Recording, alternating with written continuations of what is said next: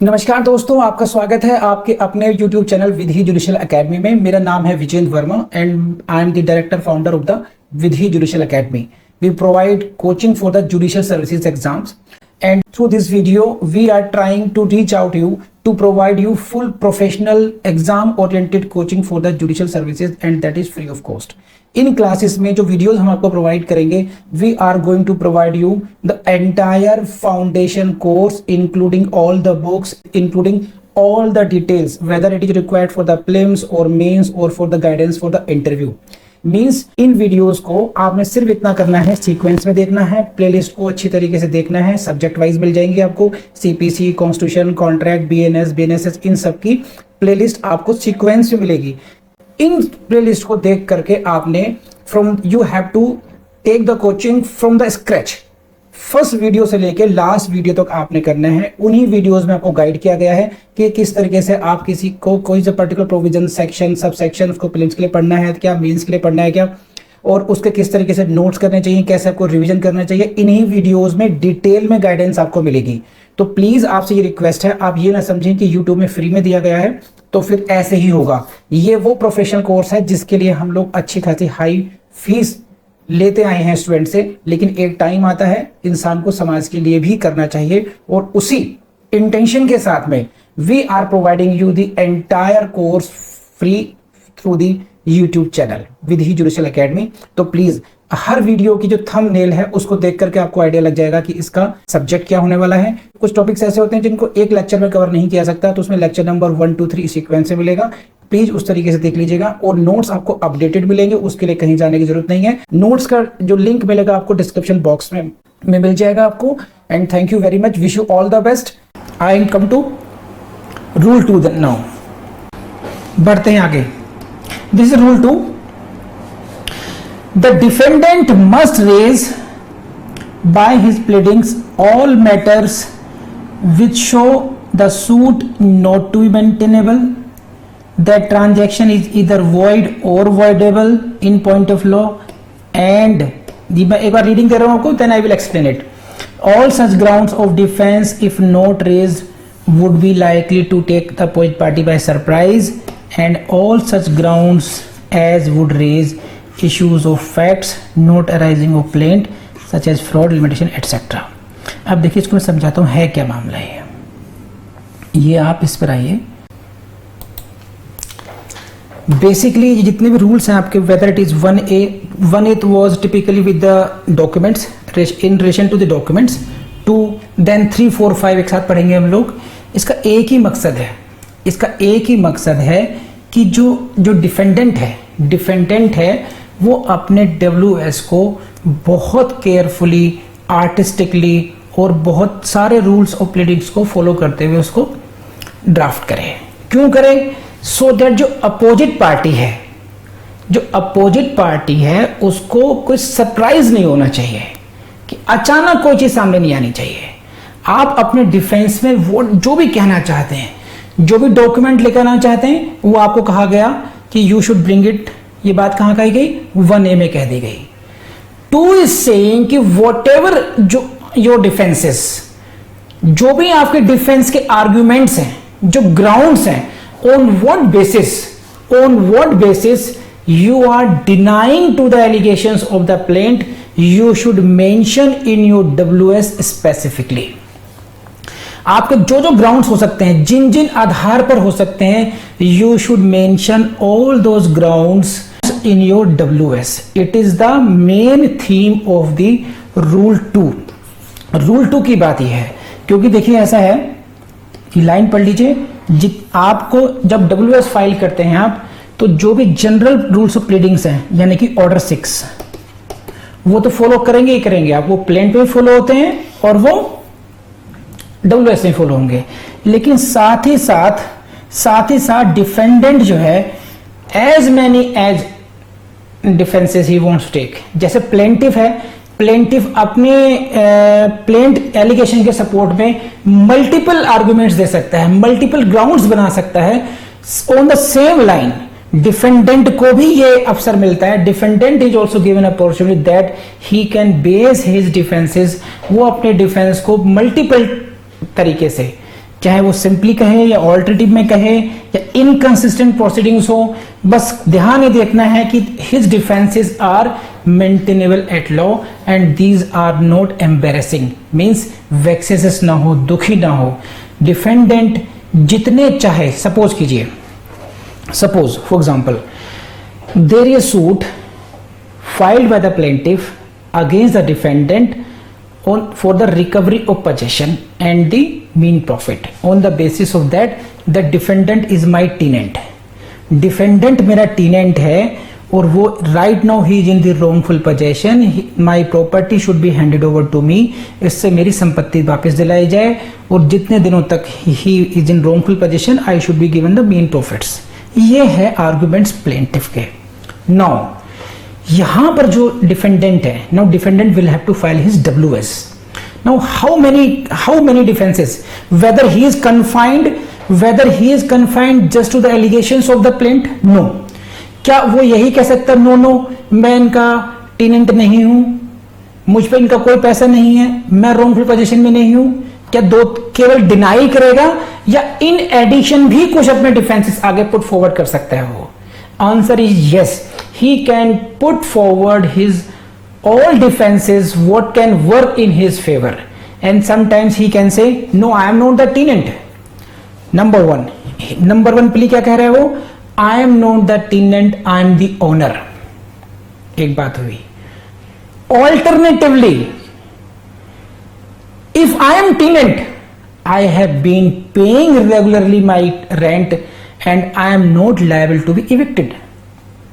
अब आप कहेंगे sir how can he take two defenses, two contradictory defenses? मैं कह रहा हूं ये भी कह सकता है नो कि I am the mortgagee in possession. The plaintiff is the mortgager and he mortgaged this property with me and he took the loan. अब इन्होंने तीन डिफरेंट पोजीशन ले ली डिफेंडेंट ने. In number 1 he is saying I am the owner, number second defence में he is saying I am the tenant regularly paying the rent, and number third he is saying I am the mortgage in position. तो इसे कहते हैं inconsistent pleadings. Inconsistent pleadings लेना ये भी permissible है. It is all subject to the proof in the during the trial. बस सिर्फ ये देखना है whether such kind of plea is maintainable at law or not. If you can take that kind of defense at law, then you are permitted. It with the final decree, final judgment will be subject to the evidences produced by you. कि कौन सा evidence आप record पर लेकर आए, किसके कौन सा फैक्ट प्रूव हो पाया. तो मेरा कहना है, मैं आपको ये कहना समझाना चाह रहा हूं कि प्लेंटिफ के पास भी अपॉर्चुनिटी होती है. हम लोगों ने ऑर्डर 7 में देखा कि वो मल्टीपल ग्राउंड्स पर अपने प्लेंट को बेस कर सकते हैं. उसी तरीके से डिफेंडेंट भी अपने लिए अपने फेवर में मल्टीपल डिफेंसेस ले सकता है. शर्त सिर्फ ये है, the only condition is this, whatever he wants to say, उसको जो कहना है वो WS के टाइम पर कह दे. बस नूरजहां और अरशान की शादी का मैटर चल रहा है. नूरजहां घर पर आ गई कि देखो, अभी अरशान के फादर से कह रही है कि आपका लड़का पिछले 3 साल से मुझे घुमा रहा है कि निकाह करूंगा, है ना, और आज मना कर रहा है. अब अब्बू जी ने बुला लिया अरशान को कि अरशान क्या है ये, आज जो कहना है अभी कह दे, बस जो सच्चाई है वो आज बयां कर दे, आज के बाद नहीं सुनी जाएगी बात. फिर today I am giving you an opportunity, whatever you want to say you say it directly. If you like that girl say yes, if you deny it, whatever you want to say it right now, say here right now. तो जो कहना है कह डाल. सो at the stage of WS, likewise defendant is being given opportunity to take as many plea as he wants, but later on he will not be allowed to raise some new ground. बतना है कि बाद में मौका नहीं मिलेगा. अब इसी ground को, इसी बैकग्राउंड को समझते हुए, अपने दिमाग में रखते हुए, you please read the rule 2, and this is rule 2. आपकी नजरें इनायत में. ये क्या है? This is rule 2. Go to the board. ये है जनाब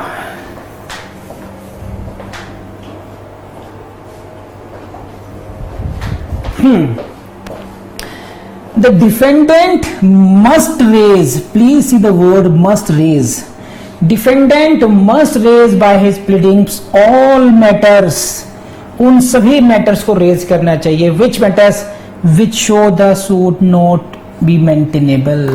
पहली बात, डिफेंडेंट कोर्ट WS में क्या क्या, उन सभी मैटर को, on what basis he is saying that this suit is not maintainable, you please say why this plea is not maintainable, why the plaint is not maintainable, why the suit is not maintainable, you should bring all the matters on record, number one।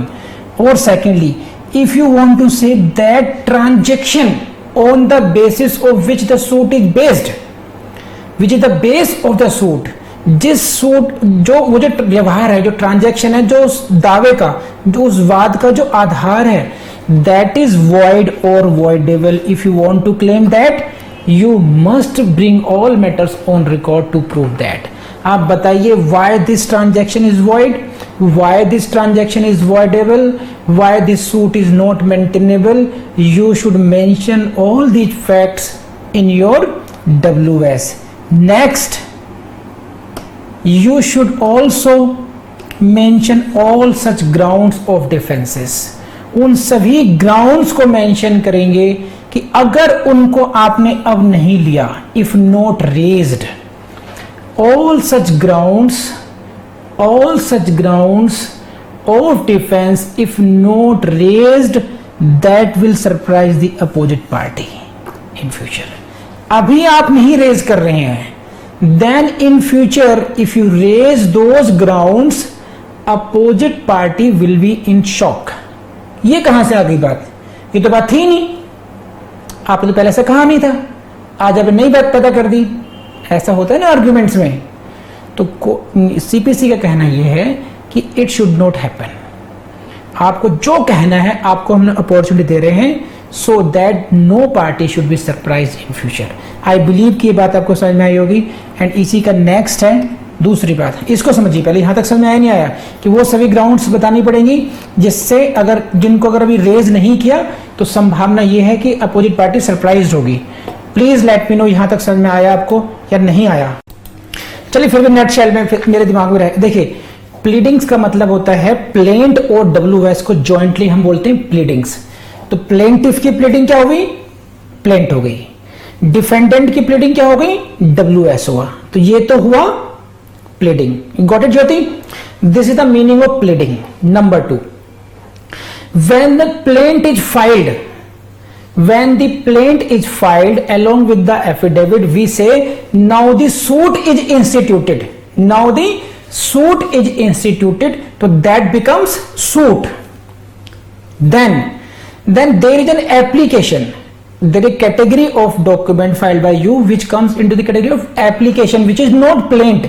plaint क्या है, plaint is the basis of suit, but during a suit you may file so many applications, sometimes seeking adjournment, sometimes seeking for any interlocutory order, then those are called the applications। तो pleading, suit, application। pleading is the joint name of plaint as well as of WS। got it or not? when plaint is filed along with the affidavit, suit is duly instituted, it becomes suit। got it or not? come on। फिर मेरे दिमाग में रहता है कि बताया नहीं। Thank you, very good. चलिए साहब आगे बढ़ते हैं। तो ये बात आपको समझ में आ गई कि इसका पर्पज ये है कि वो सभी ग्राउंड्स को आपको मेंशन करना पड़ेगा एज ए डिफेंडेंट, जिससे कि अपोजिट पार्टी सरप्राइज नहीं हो। एंड सेकेंडली दिस इज, ये और समझिए, इसकी लैंग्वेज को समझाऊंगा मैं आप लोगों को, पढ़िए जरा बोर्ड पर। all such grounds of defense as would raise issues of fact, उन सभी डिफेंस के ग्राउंड्स को आप मेंशन कीजिए। You please mention all the grounds of defence which would raise issues of fact not arising out of plaint. ये क्या कह डाला, ये हुआ क्या, ये क्या हो गया? not arising out of plaint such as fraud, limitation, etc. Fraud, limitation, release, payment, performance, fact showing illegality. अब मैं समझाता हूं ये है क्या.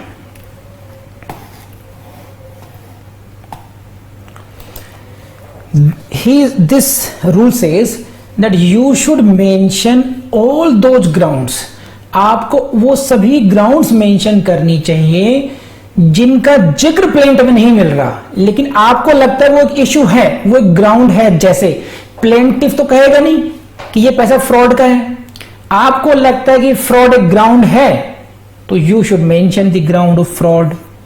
If you say the limitation is over now, you should raise this. If you want to say payment has been made, you mention it. If you say that contract has been performed, you mention it. If you say there is some illegality, you say it.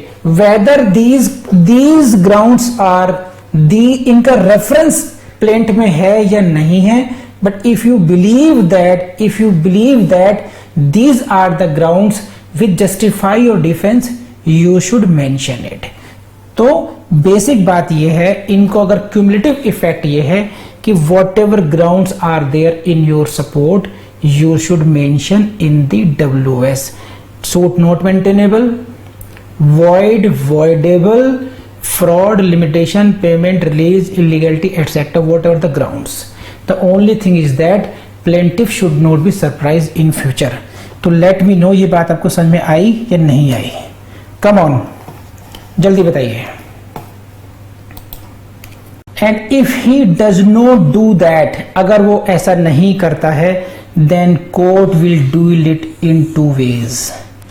Court करेंगे. अब देखिए यहां तक तो बात ये आ गई कि आपने you were suppose to do that, आपने वैसा नहीं किया, फिर देन कॉन्सिक्वेंस क्या होगा?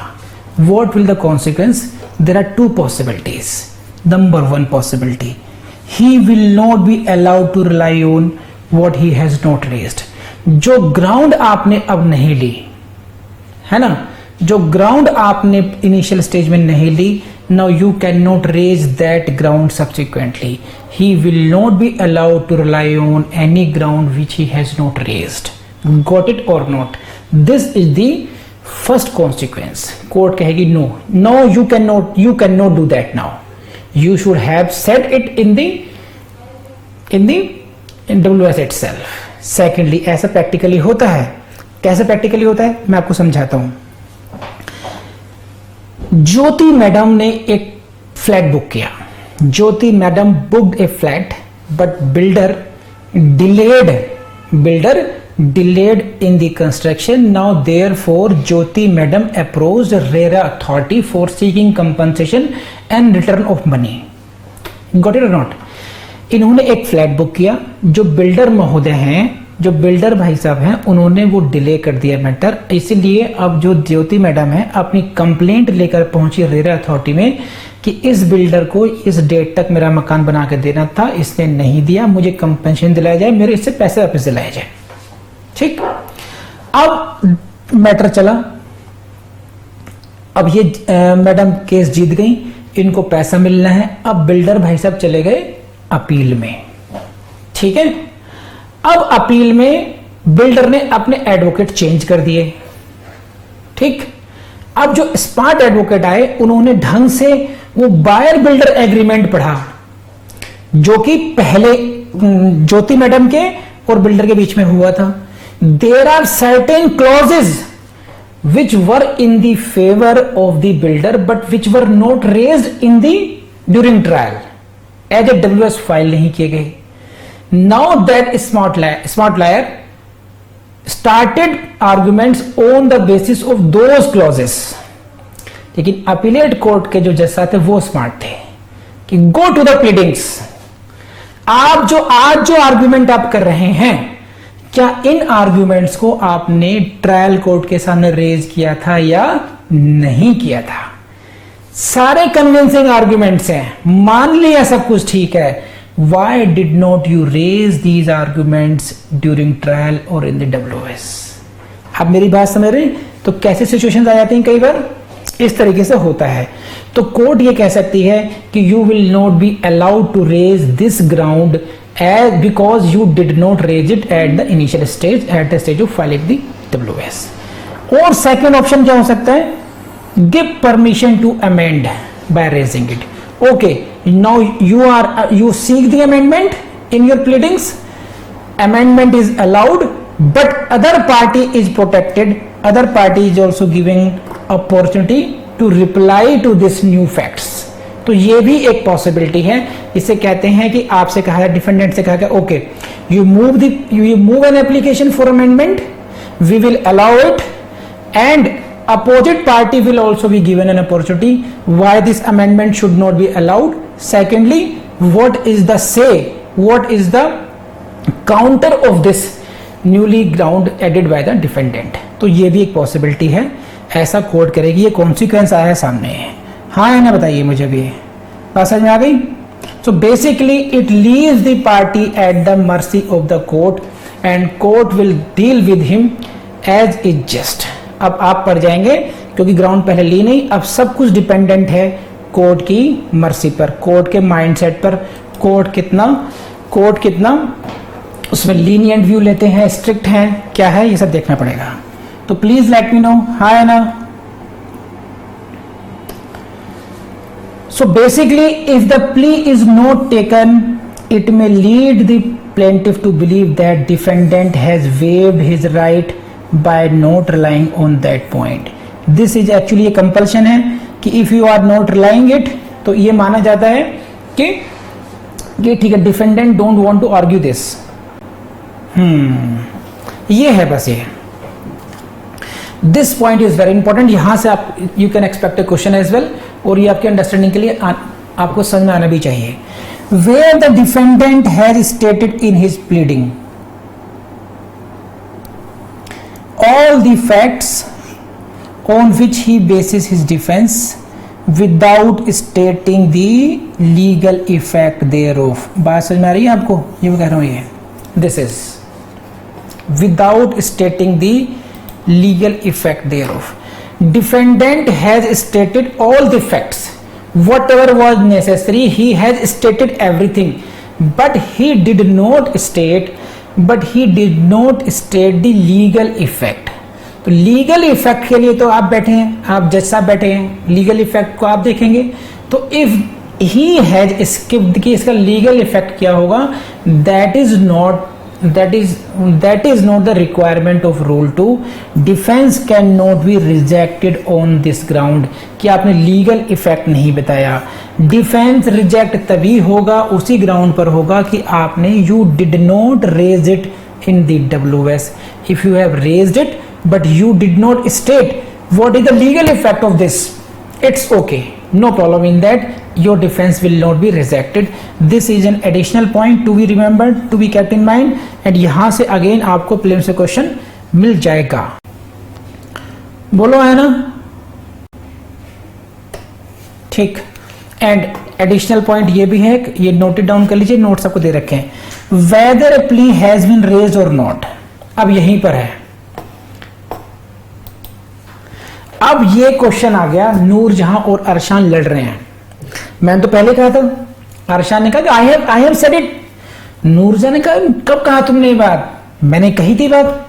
नाउ यही डाउटफुल हो रहा है, अदर पार्टी इज सेइंग कि he did not raise this ground, defendant is saying I have raise this. पढ़ो इस लाइन को, मैंने इस लाइन का मतलब ये है। तो it all depends, it's a matter of construction of the WS। sometimes when it is doubtful कि आपने whether defendant has raised any ground or not, then your whole of the WS will be read, and what is the effect of that WS, उसे कहते हैं construction, matter of construction of WS। उसको पढ़ करके then conclude किया जाएगा whether he has raised that ground or not. Did you get it or not? Please again P for prelims. इतने detailed में तो देखो दिल्ली वाले जाएंगे या हरियाणा वाले जाएंगे प्रीलिम्स में। मेंस में दिल्ली, हरियाणा, पंजाब, ये कहीं से कुछ भी क्वेश्चन बना सकते हैं, इसलिए भी अंडरस्टैंडिंग आनी जरूरी है। और बाकी तो माया है, अपने इंटरव्यू के लिए काम रखिए और प्लीडिंग के लिए है ये सब कुछ। ये तो इससे आपको ये आइडिया लग जाएगा कि आपको जब आपको प्लेंट का, जब आपको डब्ल्यूएस लिखना हो तो प्लेंट में जितने भी एलिगेशंस हैं उनको डिनाई करेंगे, जो जो पॉइंट्स हैं वो आपको सब लिखने पड़ेंगे इस तरीके से। तो यहां तक हुआ आपका rule 2, 1A and rule 2 are over from my side. बहुत डिटेल में पढ़ाया गया है और बहुत टेक्निकली पढ़ाया गया है, बहुत इंपॉर्टेंट है आपके लिए। बस आपसे यही कहूँगा कि अगर ये वीडियो आपको पसंद आए तो अपने दोस्तों से शेयर करना जो नहीं भूलेंगे आप लोग, लाइक भी कीजिएगा और कमेंट भी कीजिएगा।